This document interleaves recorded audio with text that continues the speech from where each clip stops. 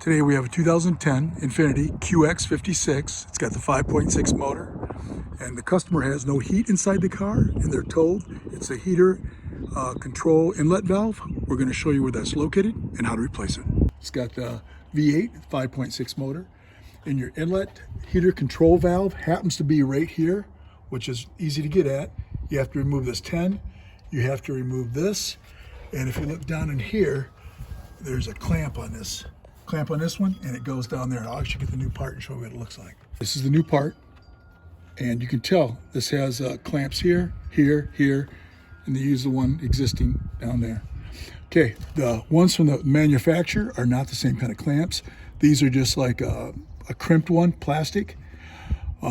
So what we're going to do is, unless you're really, you got to get behind the plenum to get this section off.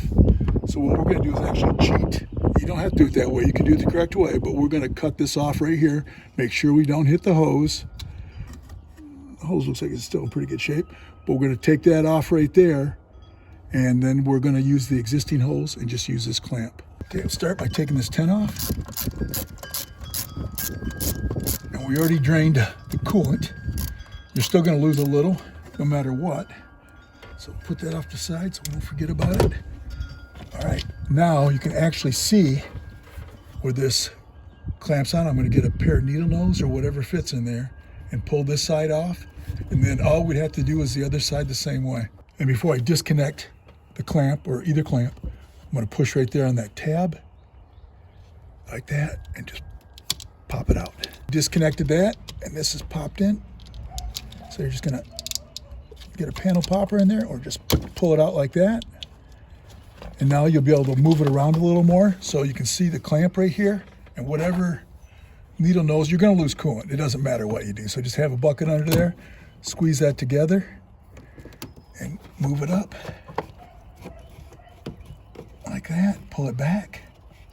And now I would get my hand in there and twist it, and hopefully she just breaks loose nice and easy. There we go.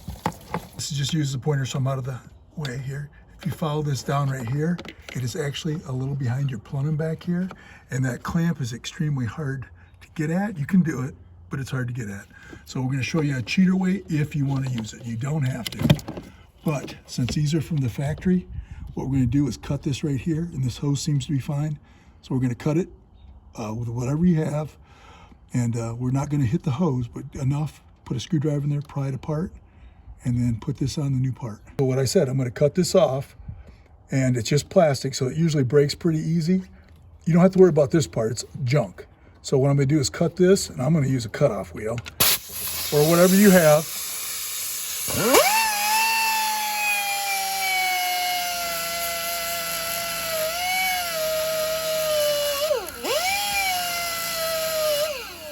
And you don't want to go too deep. You can see if you go too deep, then you're going to hit your hose, so you got to be cautious.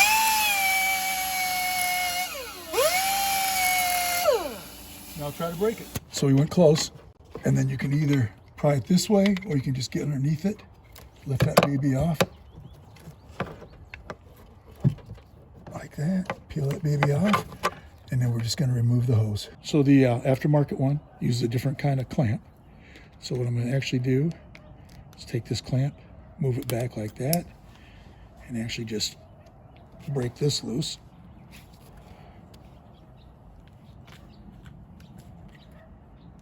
There goes the spinning. Now you can see the side is barbed.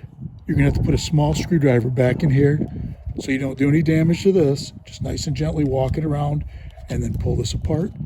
Now we're going to try this using this clamp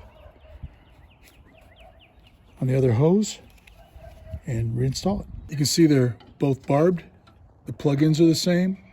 And since it's barbed like that, I did have to put a small screwdriver in here and go around there. You don't want to damage this.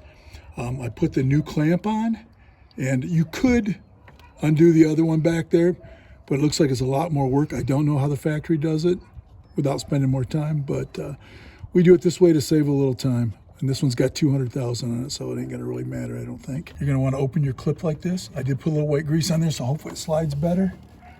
And that slides like that all the way up. Then I'm gonna release that.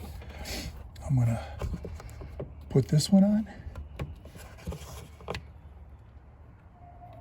like that, and then I'll move the clamp up on there.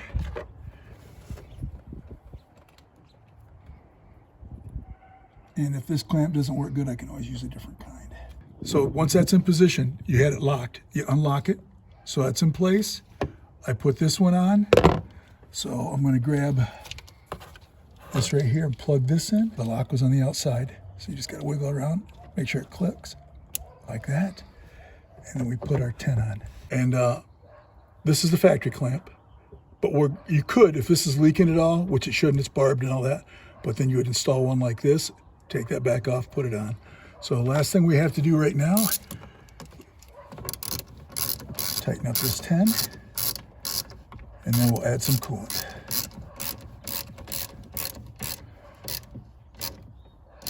Okay, that's tight enough. On this one, for whatever reason, they didn't have a thing. The aftermarket didn't have anything to plug into it. I don't see the issue hanging right there, but you could always zip tie it to something if you don't want it sitting there, but I don't really see an issue with it just sitting there.